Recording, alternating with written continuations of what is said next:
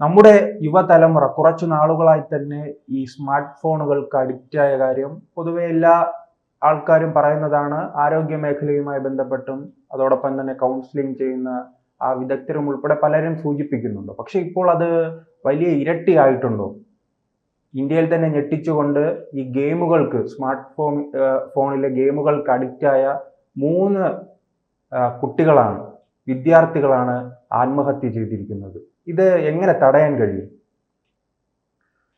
നമ്മുടെ രാജ്യത്തെ ബജറ്റ് കഴിഞ്ഞ ദിവസങ്ങൾ അവതരിപ്പിച്ചല്ലോ.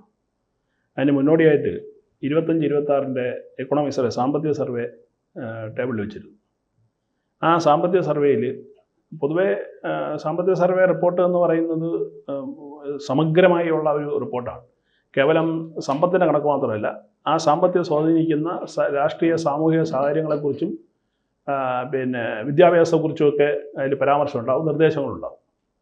അപ്പോൾ അതിൽ ഇക്കുറി വന്ന നിർദ്ദേശങ്ങളിൽ ഏറ്റവും പ്രധാനപ്പെട്ട ഒരു നിർദ്ദേശമാണ് ഈ കുട്ടികൾക്കിടയിലുള്ള സ്മാർട്ട് ഫോൺ ഉപയോഗം നിയന്ത്രിക്കണം, അല്ലെങ്കിൽ ബാൻ ചെയ്യണം, നിർത്തലാക്കണം എന്നുള്ളൊരു ശുപാർശ എക്കണോമിക് സർവേ പുറത്ത് വിട്ടിരുന്നു, അല്ലെങ്കിൽ അവരത് ശുപാർശ ചെയ്തിരുന്നു.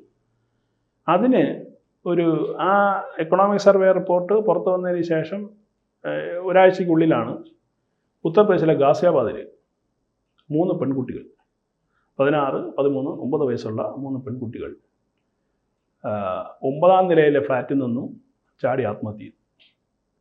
അപ്പോൾ അതിൻ്റെ ഒരു പ്രധാനപ്പെട്ട വിഷയം എന്ന് പറയുന്നത്, ഈ കുട്ടികൾ കൊറിയൻ ലവ് എന്ന് പറയുന്ന ഒരു ഗെയിം, അതിന് ഇവർ അഡിക്റ്റ് ആയിരുന്നു. ആ ഗെയിം എന്ന് പറയുന്നത് 50 ദിവസം കൊണ്ട് 50 ടാസ്കുകൾ ചെയ്യണം. ഓരോ ടാസ്ക് കൊടുക്കും. അപ്പോൾ ഒരു വിർച്വലായിട്ടൊരു പെൺകുട്ടി ആ ഗെയിമിൽ സംഭവം ഉണ്ടാവും. ഒരു കൊറിയൻ കുട്ടിയാണ്. ഈ ടാസ്കിൻ്റെ ഏറ്റവും കൂടുതൽ ടാസ്ക് എന്ന് പറയുന്നത് ആത്മഹത്യ എന്നുള്ളതാണ്, സൂയിസൈഡ്. അതാണ് നമുക്കറിയാലോ, മുമ്പ് PUBG എന്ന് പറഞ്ഞൊരു സാധനം ഉണ്ടായിരുന്നു, ചൈനീസിൻ്റെ. അത് പിന്നീട് നമ്മുടെ സർക്കാർ നിരോധിച്ചു. പക്ഷേ ഇപ്പോഴും ഈ പറഞ്ഞ പോലെ പല രാജ്യങ്ങളിൽ നിന്നും ആപ്പുകളായിട്ടും അതുപോലെ തന്നെ വെബ്സൈറ്റുകളിൽ കൂടെയും ഇത്തരത്തിലുള്ള ഈ കില്ലർ ഗെയിംസ് വലിയ തോതിൽ കുട്ടികൾ ഉപയോഗിക്കുന്നുണ്ട് എന്നുള്ളതൊരു വാസ്തവമാണ്. അപ്പോൾ ഈ 3 പെൺകുട്ടികൾ ഇവർ ഒരുമിച്ച് ഈ ഗെയിമിൽ കളിക്കുകയും ഇവർ സ്വാഭാവികമായിട്ടും അതിൻ്റെ ഒരു അഡിക്റ്റായി മാറുകയും, അങ്ങനെ അവർ കൊടുത്ത നിർദ്ദേശങ്ങൾ, ഗെയിമിൽ നിന്ന് കിട്ടിയ നിർദ്ദേശങ്ങളനുസരിച്ചിട്ട് ഈ പാവപ്പെട്ട കുട്ടികൾ ചാടി ആത്മഹത്യ ചെയ്യുന്നൊരു സാഹചര്യം കഴിഞ്ഞ ദിവസങ്ങളിൽ ഇതിലുണ്ടായി. അപ്പോൾ കുട്ടികൾ മരിക്കുന്നത് ഇത് ആദ്യമായിട്ടല്ല. മുമ്പും കേരളത്തിൽ പോലും ഈ മൊബൈൽ ഫോൺ ഉപയോഗിക്കുന്നതിൻ്റെ അടിസ്ഥാനത്തിൽ ആറ്റിച്ചാടി മരിച്ച കുട്ടികളുണ്ട്, തൂങ്ങി മരിച്ച കുട്ടികളുണ്ട്, ഇങ്ങനെയുള്ള സംഭവങ്ങളുണ്ട്. അപ്പോൾ ഇത് ഇന്ത്യയെ സംബന്ധിച്ചിട്ട് വലിയൊരു വിഷയമാണ്. അല്ല, ഇത്തരം സംഭവങ്ങൾ ഉണ്ടാകുമ്പോൾ എല്ലാ കുറ്റവും ഈ പൊതുസമൂഹം ചാർത്തി നൽകുന്നത് സർക്കാരിനാണ്, അധികൃതർക്കാണ്. എന്തുകൊണ്ട് രക്ഷിതാക്കൾക്ക് ഇതിൽ പങ്കില്ല? അവർ കൈയൊഴിയുന്നത് എന്താണ്? മുഴുവൻ അവരുടെ മുന്നിലല്ലേ ഇത്തരം സംഭവങ്ങൾ നടക്കുന്നത്? അല്ല, ഇതിൽ നമ്മളെല്ലാവരും കുറ്റക്കാരാണ്. രക്ഷിതാക്കളും പൊതുസമൂഹവും സർക്കാരും എല്ലാവരും ഇതിൽ കുറ്റക്കാരാണെന്നുള്ളതാണ്. പക്ഷേ ഈ അവസാനം രക്ഷിതാക്കൾ ഉൾപ്പെടെ കുറ്റം പറയുന്നത് ആരാണ്? സർക്കാരിനാണ്. സർക്കാർ എന്തുകൊണ്ട് നിരോധിക്കുന്നില്ല? സർക്കാർ എന്തുകൊണ്ട് ഇതിൽ നടപടി എടുക്കുന്നില്ല? അതെ, ഈ നിരോധനം എന്ന് പറയുന്നത് അത്ര എളുപ്പമല്ല. കാരണം ഇപ്പോൾ ഓസ്ട്രേലിയയിൽ ആൾറെഡി നിരോധിച്ചു കഴിഞ്ഞു. 16 വയസ്സ് വരെയുള്ള കുട്ടികൾക്ക് സ്മാർട്ട് ഫോൺ അവിടെ സമ്പൂർണ്ണം നിരോധിച്ചു, ടോട്ടൽ ബാനാണ്. മറ്റു ചില രാജ്യങ്ങളിൽ ഏതാണ്ട് ആ സാഹചര്യത്തിലേക്ക് വരുന്നുണ്ട്. ഇപ്പോൾ നമ്മുടെ ഇന്ത്യയിൽ തന്നെ ചില സംസ്ഥാനങ്ങൾ സ്കൂൾ കുട്ടികൾക്ക് ഒരു നിയന്ത്രണം ഏർപ്പെടുത്തിയിട്ടുണ്ട്. സ്വന്തം നിലയിൽ ആ സ്റ്റേറ്റിൻ്റെ രീതിയിൽ ചെയ്യുന്നുണ്ട്, ബുദ്ധിമുട്ടുകൾ വരാതിരിക്കാൻ വേണ്ടിയിട്ട്. അപ്പോൾ ഇത് ഈ ടോട്ടൽ ബാൻ എന്ന് പറയുന്നത് സ്വാഭാവികമായിട്ട് അതിനെ പ്രതികൂലിക്കുന്ന ആളുകൾ കുറേ പേരുണ്ടാവും. ഇങ്ങനെ എല്ലാ കുട്ടികൾക്ക് ഇത് വേണം, പഠിക്കാൻ ആവശ്യമെന്ന് പറയുന്നവരും ഉണ്ടാവും. പക്ഷേ ഇവിടുത്തെ ഒരു പ്രധാനപ്പെട്ട ഒരു പ്രശ്നം എന്ന് പറയുന്നത്, ഈ സ്മാർട്ട് ഫോൺ ഇത്ര സജീവമായുള്ള പ്രധാനപ്പെട്ട കാരണം കോവിഡായിരുന്നു.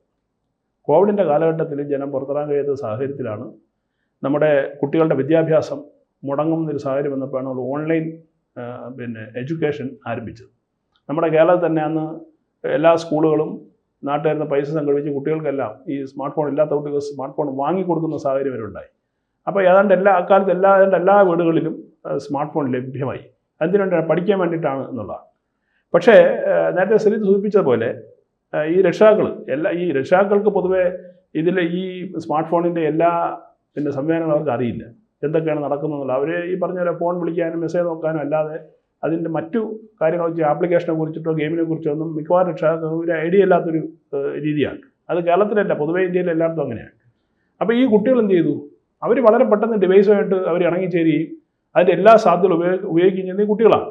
അപ്പോൾ അതുകൊണ്ട് തന്നെ അവർ ഈ പറഞ്ഞതുപോലെ ഈ നേരത്തെ ഉണ്ടായിരുന്ന ചെറിയ ലൂഡോ പോലുള്ള കൊച്ചു ഗെയിംസിനെയൊക്കെ അവർ വിട്ടിട്ട് ഇത്തരത്തിലുള്ള ഈ ചലഞ്ചിങ് ഗെയിംസിലേക്ക് ഈ കുട്ടികൾ പോയി. അപ്പോൾ അങ്ങനെ പോയപ്പോഴത്തേക്ക് അവരുടെ സ്വഭാവത്തിൽ ചില വ്യത്യാസങ്ങൾ വരും. അങ്ങനെയാണ് ഈ രക്ഷാക്കൾ കണ്ടുപിടിക്കുന്നത്. എൻ്റെ മോൾക്ക് അല്ലെങ്കിൽ മോൻ എന്തോ സ്വഭാവത്തിൽ പ്രശ്നമുണ്ട്, എൻ്റെ സ്കൂളിൽ പോയി അധ്യാപകരോട് പറയുകയോ അല്ലെങ്കിൽ കൗൺസിലേഴ്സിനെ കണ്ട് പറയുകയോ ചെയ്യുന്നത്. അപ്പോഴാണ് മനസ്സിലാവുന്നത് ഈ കുട്ടി ഈ പറഞ്ഞതുപോലെ ഈ മൊബൈൽ ഫോണിന് അഡിക്റ്റ് ആണ് എന്ന് മനസ്സിലാവുന്നത്. ഇപ്പോൾ നമ്മുടെ ഈ എക്കണോമിക് സർവേയിൽ 3-4 പ്രധാനപ്പെട്ട ശുപാർശകളാണ് പറഞ്ഞിരിക്കുന്നത്. ഇപ്പോൾ പറഞ്ഞിരിക്കുന്നത് ടോട്ടൽ ബാൻ അല്ല, റെഗുലേഷൻ വേണം, അതായത് നിയന്ത്രണം ഈ കുട്ടികൾക്കിടയിൽ വേണം എന്നാണ് ശുപാർശ ചെയ്തിരിക്കുന്നത്. അതിൽ ഒന്ന് ഈ സോഷ്യൽ മീഡിയ റെസ്ട്രിക്ഷൻസ് ആണ് അവർ പറയുന്നത്. അതായത് സമൂഹ മാധ്യമങ്ങൾ ഉപയോഗിക്കുന്നതും കുട്ടികളെ നിയന്ത്രിക്കണം. അത് എൻ്റെ അഭിപ്രായത്തിൽ അത് വേണ്ടതാണ്. കാരണം ഇന്ന് കുട്ടികളെ നശിപ്പിക്കുന്നതിൽ വലിയ ഉത്തരവാദിത്തമുള്ളൊരു സംഭവമാണ് ഈ സമൂഹ മാധ്യമങ്ങൾ എന്ന് പറയുന്നത്.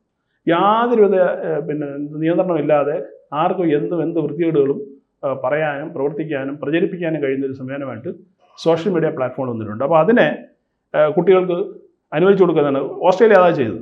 സോഷ്യൽ മീഡിയ പൂർണ്ണമായിട്ടും കുട്ടികൾക്ക് നിരോധിച്ചു. പിന്നെ മറ്റൊന്ന് പറയുന്നത് ഈ ഡിജിറ്റൽ അഡിക്ഷൻ ഒരു പുതിയൊരു വാക്കാണ്. നേരത്തെയൊക്കെ നമ്മുടെ നാട്ടിലൊക്കെ ഉണ്ടായിരുന്ന ഈ അഡിക്ഷൻ വരുന്നത് ലഹരിയോടായിരുന്നു, മദ്യം അല്ലെങ്കിൽ ഈ പറഞ്ഞ മയക്കുമരുന്നിനൊക്കെ ഉള്ളത്. അതിനേക്കാളും ഏറ്റവും മാരകമാണ് ഈ ഡിജിറ്റൽ അഡിക്ഷൻ എന്ന് പറയുന്ന സാധനം. അതാണ് എക്കണോമിക് സർവേയിൽ കണ്ടെത്തിയിരിക്കുന്നത്. കാരണം അതിന് ഏറ്റവും ഇരയാവുന്ന ആരാ? കുട്ടികളാണ്. ഈ മുതിർന്നവരല്ല, കുട്ടികളാണ്. അപ്പോൾ കുട്ടികൾ എന്ന് പറയുന്നത് ഇത് നേരത്തെ തന്നെ അവർ ഇരകളായി ഇത്തരത്തിലുള്ള അവർക്ക് മാനസിക പ്രശ്നങ്ങളോ ആരോഗ്യ പ്രശ്നങ്ങളോ അല്ലെങ്കിൽ ആത്മഹത്യ ചെയ്തു കഴിഞ്ഞാൽ നമ്മുടെ രാജ്യത്തിൻ്റെ ഡെമോഗ്രഫിയെ ബാധിക്കുന്ന ഒരു വിഷയമായിട്ടത് മാറും. അപ്പോൾ അതുകൊണ്ട് തന്നെ അതിൽ നിന്നും കുട്ടികളെ എന്ത് ചെയ്യണം? പിന്തിരിപ്പിക്കണം എന്നുള്ളതാണ് പ്രധാനം. മാത്രമല്ല ഇവരുടെ വിദ്യാഭ്യാസം ബാധിക്കുന്നു.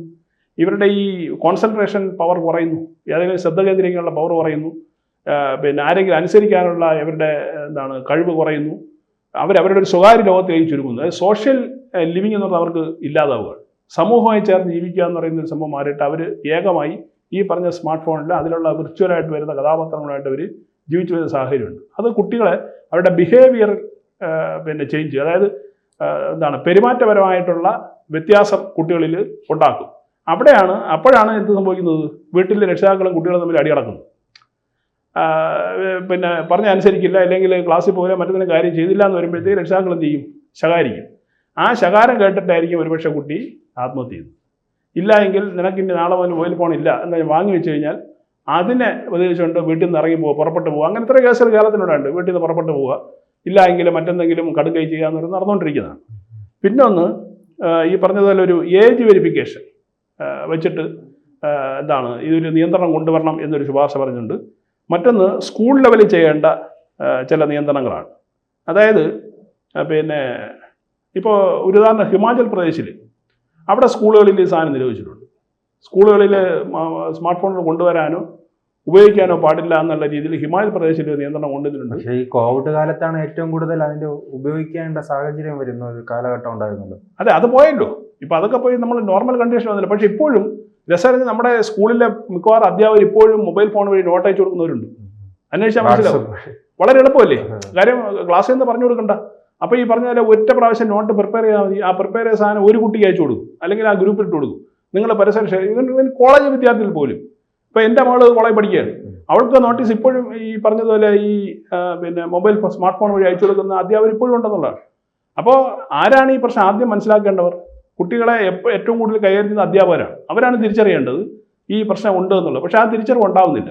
അപ്പോൾ അതുകൊണ്ട് തന്നെ ഈ എക്കണോമിക് സർവേയുടെ ഭാഗമായിട്ട് വന്നിരിക്കുന്ന ഈ നിർദ്ദേശം ഞാൻ മനസ്സിലാക്കുന്നത് അധികം താമസിയാതെ തന്നെ ഇന്ത്യയിൽ കുട്ടികൾക്കിടയിൽ ഈ സ്മാർട്ട് ഫോണിൻ്റെ നിരോധനം അല്ലെങ്കിൽ ഒരു നിയന്ത്രണമെങ്കിലും ഉറപ്പായിട്ട് വരും. കാരണം ഇപ്പോൾ ഗാസിയാബാദിലുണ്ടായ ഈ സംഭവം സർക്കാരിനെ ഇരുത്തി ചിന്തിപ്പിക്കുന്നതാണ്. ഇനിയും നമ്മുടെ ഈ കൗമാരങ്ങൾ ഇത്തരത്തിൽ ഈ സ്മാർട്ട് ഫോൺ അടിമപ്പെട്ടിട്ട് മരിക്കാൻ പാടില്ല എന്നുള്ള ഒരു ഒരു ആഗ്രഹം ഗവൺമെൻറ് ഉണ്ട്. അതുകൊണ്ടാണ് എക്കണോമിക് സർവേയിൽ ഇത് വന്നത്. സ്വാഭാവികമായിട്ടും അതിൻ്റെ അനുസരിച്ചിട്ടുള്ള നിയന്ത്രണങ്ങൾ വരും എന്നുള്ളതാണ് ഏറ്റവും പ്രധാനം. ഇതിൽ നമുക്ക് കേരളത്തിന് ചെയ്യാൻ കഴിയുന്നൊരു കാര്യമുണ്ട്. നമ്മൾ എല്ലാ സൂചികളിലും നമ്മൾ വല്ല മുൻപന്തിയിലാണെന്നും നമ്മളാണ് എല്ലാ ഇന്ത്യക്ക് വഴികാട്ടിയാണെന്നൊക്കെ അവിടെ നാഴിക നാപ്പോട്ട് നമ്മുടെ ഇടതുപക്ഷ മന്ത്രിസഭകൾ പറയാറുണ്ടല്ലോ. ഇവിടെ പിന്നെ വിദ്യാഭ്യാസ മന്ത്രി, കേരളത്തിലെ വിദ്യാഭ്യാസ മന്ത്രി വി ശിവൻകുട്ടി ധൈര്യമുണ്ടോ? കേരളത്തിലെ വിദ്യാഭ്യാസ കുട്ടികളുടെ ഇടയിൽ ഞങ്ങൾ ഈ 16 വയസ്സ് വരെ അല്ലെങ്കിൽ 12 വയസ്സ് വരെ 13 വയസ്സ് വരെ നമ്മൾ സ്മാർട്ട് ഫോൺ നിരോധിക്കുകയാണ്. ഒരൊറ്റ അധ്യാപകരും സ്മാർട്ട് ഫോണിൻ്റെ മാധ്യമത്തിൽ കൂടി കുട്ടികളെ പഠിപ്പിക്കുകയോ മറ്റോ ചെയ്യരുതെന്ന് പറയാനുള്ള ധൈര്യം ശിവൻകുട്ടിക്കുണ്ടോ?